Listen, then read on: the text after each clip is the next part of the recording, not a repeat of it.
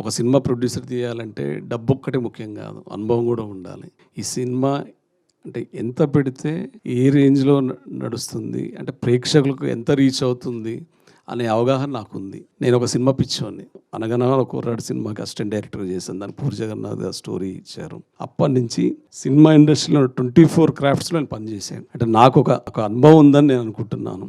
ఈ కథ విన్న తర్వాత సినిమా చుట్టేయడం అంటే బిజినెస్ కోసం ఇది 2 కోట్లు తీయాలి, 3 కోట్లు తీయాలి, 5 కోట్లు తీయాలి, తీస్తే చుట్టేయడం అవుతుంది. నాకు అలా చుట్టేయడం ఇష్టం లేదు.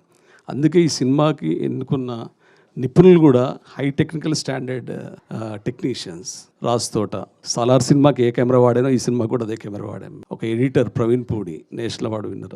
మ్యూజిక్ డైరెక్టర్ మాత్రం దీనికి కొత్తగా మ్యూజిక్ ఉండాలని కోరుకున్నాను, రెగ్యులర్ మ్యూజిక్ ఉండొద్దని అనుకొని కేపీకాన్ని ఎంచుకోవడం జరిగింది. ఆర్ట్ డైరెక్టర్ గాంధీ, ఇలా ఇప్పుడు లిరిక్ డైరెక్టర్స్ చంద్రబోస్ గారు, గోరటి వెంకన్న గారు, కాసల శ్యామ్ గారు, నేషనల్ అవార్డు విన్నారు. వీళ్ళందరూ అంటే ప్రతి విషయంలో మేమిద్దరం తీసుకున్న నిర్ణయాలు. సినిమాలో చూస్తే మీకు సినిమా టెక్నీషియన్స్ అండ్ యాక్టర్స్ ఆర్టిస్టులే అవపడతారు. అంటే ఏదో కొత్త సినిమా చూస్తారని అనిపిస్తుంది. అందుకే ఈ సినిమాను మేము కూడా నమ్మకంతో 5 లాంగ్వేజ్లు రిలీజ్ చేయాలనుకుంటున్నాము.